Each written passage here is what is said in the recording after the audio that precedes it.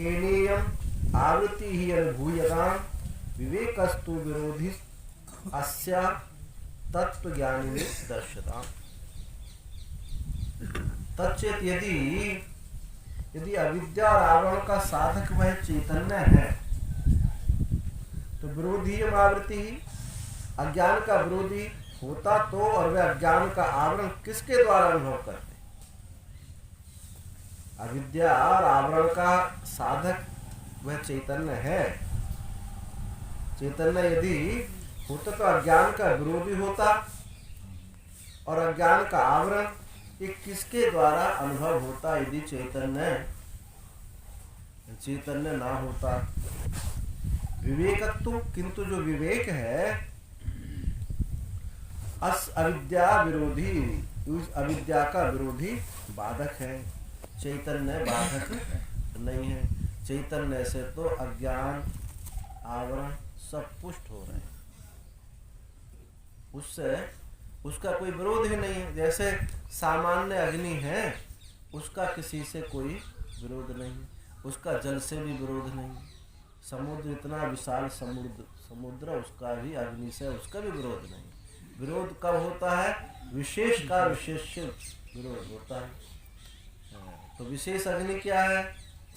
अभी आग प्रकट करके भोजन बनाना है तो उस अग्नि का जल के साथ विरोध होगा, लेकिन जो सर्वत्र अग्नि है उसका विरोध नहीं होता। तो चैतन्य से ये ज्ञान भी अज्ञान भी समस्त इंद्रियां प्राण मन इत्यादि सबके सब पुष्ट होते हैं। और जो ज्ञान उत्पन्न होता है, अज्ञान निवर्तक होता है, वही अज्ञान का विरोधी। क्या है? विचार सागर का श्लोक बोलते हैं दोहा, चैतन्य सामान्य विरोधिता को साधक। हाँ, वो भी है। एक और बोलते हैं लखी साधक बाधकता तिनकी। आपस में सब, हाँ, आपस में समसत्ता जिनकी, लखी साधक बाधकता तिनकी।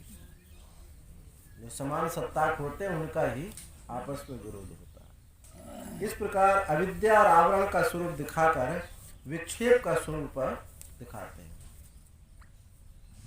अविद्यावृत कूटस्थे देहद्वंताचिते सुप्तौ रूप्योरध्यस्ता विक्षेपाध्यास एव ही। अविद्यावृत कूटस्थे, पहले जो कहा था अज्ञान और आवरण से युक्त जो कूटस्थ प्रत्येक आत्मा में ये दोनों देह स्थूल और सूक्ष्म, चिदाभास के सहित स्थूल और सूक्ष्म दोनों देह ये भाषित होते हैं। कैसे? सुप्तौ रूप्यवद अध्यसताम, जैसे सीपी में चांदी भ्रांति से दिखाई देती है, इसी प्रकार ये कूटस्थ में दोनों देह चिदाभास ये जो है विक्षेप अध्यास इसको कहा, उसमें ये कूटस्थ में ये दोनों भासते, दोनों शरीर और चिदाभास। अब इसको युक्ति तर्कों से समझाते हैं। विक्षेपाध्यास है, इसकी सिद्धि के लिए सुक्ति में रजताध्यास की समता दिखाते हैं। रजत के दृष्टांत से इसको समझाते हैं। इदमंसस्य सत्यत्वं सुक्तिकं रूप्य ईक्षते स्वयमत्वं वस्तुता चैव विक्षेपे वीक्षते अन्यगम। इदम अंशस्य, जो इदम अंश है, इदम रजत, ये रजत है, तो इसमें जो इदम अंश है ये किसका है? ये अबाधित है, ये आत्मा का अंश है। सीपी में जो स्थित चांदी है ये सामान्य इदम अंश जो है सत्यत्वम और अबाधित परारूप सत्यता, एक इदम अंश और बाधित ना होना। ये जैसे रजत में भासते, चांदी में इदमपना और ये सत्य है। भ्रांति काल में अभी पता थोड़ी है भ्रांति हुई है, भ्रांति का पता लगने से पहले ये रजत है, तो रजत की सत्यता और इदमता ये दोनों किसमें, ये रजत में भासते हैं, सत्यता भी और इदमपना भी। एवं सत्यत्व का वस्तुता, उसी प्रकार स्वरूपता और परमार्थिकपना, उसकी स्वरूपता परमार्थिकता जो है अधिष्ठान का ये सामान्य अंश और ये सत्य, ये कूटस्थ का सत्यपना पारमार्थिकपना, ये दोनों देह में चिदाभास में भासता है। जैसे सुक्ति का रजत में इदमपना और सत्यत्वपना भासता है, ऐसे ही कूटस्थ का इन दोनों देहों में स्वरूपता और इनकी सत्यता ये भासती है। तो ये दोनों अंश कूटस्थ से आए और इसको स्पष्ट करते हैं कि सामान्य अंश की प्रतीति दृष्टांत और दाष्टांतिक में दिखाकर विशेष अंश की अप्रतीति रूप समता को भी दिखाते हैं। कैसे कैसे विशेष रूप क्या है, जो चांदी है वो सीपी है, नील पृष्ठ त्रिकोणत्वम यथा सुक्तम तुरोहितम असंग आनंदता आदि एवं कूटस्थेपि तुरोहितम। जैसे सीपी की नीली त्रिकोणता, नीलापना, ये जब चांदी दिखाई देती है तो छुप जाती है। जब सीपी चांदी मालूम पड़ती है तो नीला त्रिकोणपना ये उसका छुप जाता है। उस समय नहीं कहते कि ये नीलापना है, इसमें चांदी दिखाई देती है। तो नील पृष्ठ त्रिकोणत्व जो है वो सुक्ति में वो तिरोहित हो जाता है। और इसी प्रकार से असंग आनंदता भी ये कूटस्थ में ये तिरोहित हो जाती है। जब दोनों देहों की प्रतीति विशिष्टपना नहीं महसूस, विशिष्टपना जो है तिरोहित हो जाता है, जो उनका विशिष्टपना है वो तिरोहित हो जाता है, सामान्य अंश की प्रतीति होती है।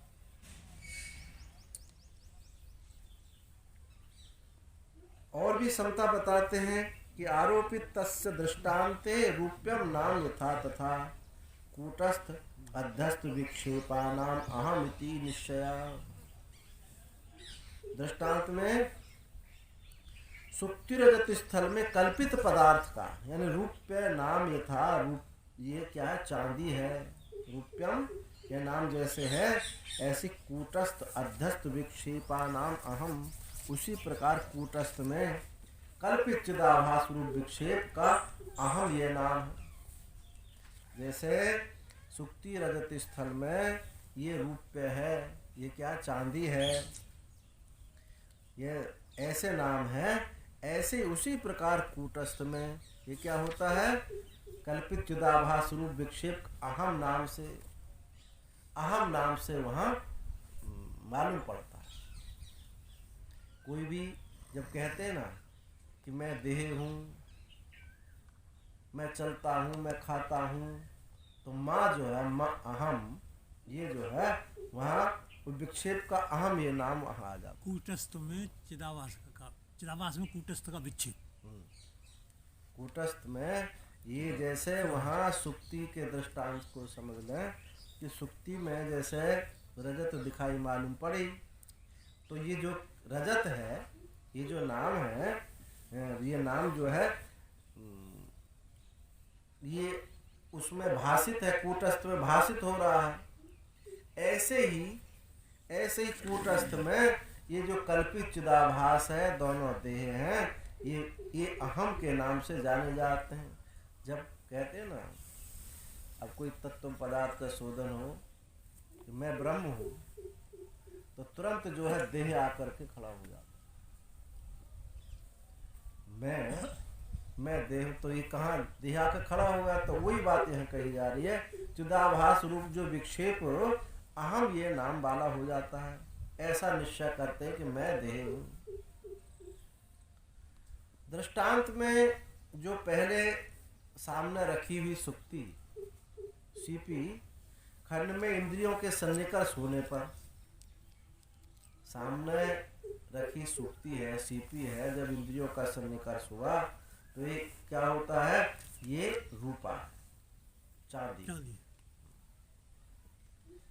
इस प्रकार ऐसा अभिमान बन जाता है कि मैं चांदी को देख रहा हूं।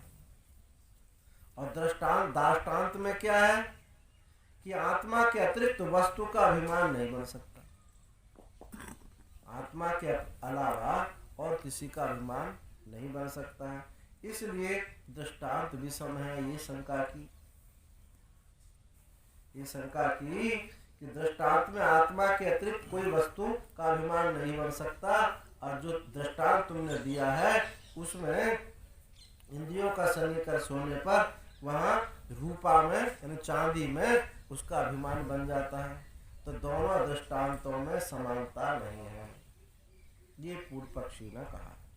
महाराज ये आत्मा ही जो देह को अभिमान कर लेते, आत्मा ही देह को अभिमान कर लेते, और क्या नहीं करता है कि मैं देह हूँ। अध्यासिक हुआ ना, हाँ अध्यास हो गया दोनों का। कूटस्थ में ये देह आरोपित होकर के अभिमान करता है कि मैं देह हूँ। ये तो समस्या सारी। सही है। चिदाभास करता है, हाँ। हाँ कर तो चिदाभास हो, पर मुख में आत्मा में मान लेता हंसता है, ऐसा है। चिदाभास करता है सामान्य रूप का विशेष रूप में संसर्ग हो गई। जिस समय उपाधि आती है तो उसी समय चिदाभास खड़ा हो जाता है। कूटस्थ का जो उपाधि के साथ जब अध्यास होता है तो तुरंत चिदाभास खड़ा हो जाता है। और चिदाभास में ही सब सुख दुख आदि ये सब महसूस होते हैं। चिदाभास की ये समझो नोक पे वृत्ति काम करती आगे। चिदाभास पीछे और वृत्ति उसके आगे आगे चलती है। चिदाभास नहीं है तो वृत्ति भी काम नहीं, वृत्ति रहेगी नहीं। भोग में चिदाभास हो रहा है, भोग में चिदाभास आ गया, हाँ क्रिया में वृत्ति आ गई। हाँ क्रिया मतलब ये तो होगा भोग मुझे करना है और वृत्ति के माध्यम से करेगा, वृत्ति आगे आगे चलेगी। तो ऐसी आशंका उठा करके दार्ष्टान्तिक में स्वरूप प्रकाश में भासमान चिदात्मा में उससे अतिरिक्त कोई अहम अभिमान का अनुभव होता है। ये वैषम्यता नहीं है। जो तुमने कहा था कि रूपा में सुक्ति में जो चांदी है इसका तो अभिमान होता है और आत्मा से अतिरिक्त कोई वस्तु नहीं है उसका अभिमान नहीं होता, जो तुमने कहा विषम दृष्टांत है, ये ठीक नहीं है। मतलब सुसुप्ति में चिदाभास ना रहती है? सुसुप्ति में तो चिदाभास ना रहती। देखो अब दो इसमें विचार आते हैं। जब तक अज्ञान है चिदाभास रहता ही है। और उपनिषद आदियों में सुसुप्ति को अज्ञान वृत्ति उपनिषदों नहीं मानते, लेकिन विचार सागर आदि ग्रंथों में मानते हैं। सीधी बात है कि जहाँ उपाधि है वहाँ स्वतः ही है। तो वहाँ विचार सागर दृष्टि से तो चिदाभास मौजूद है, लेकिन उपनिषद जो कहते हैं वो अज्ञान वृत्ति को मानते नहीं है वहाँ, तो उनकी दृष्टि से चिदाभास नहीं।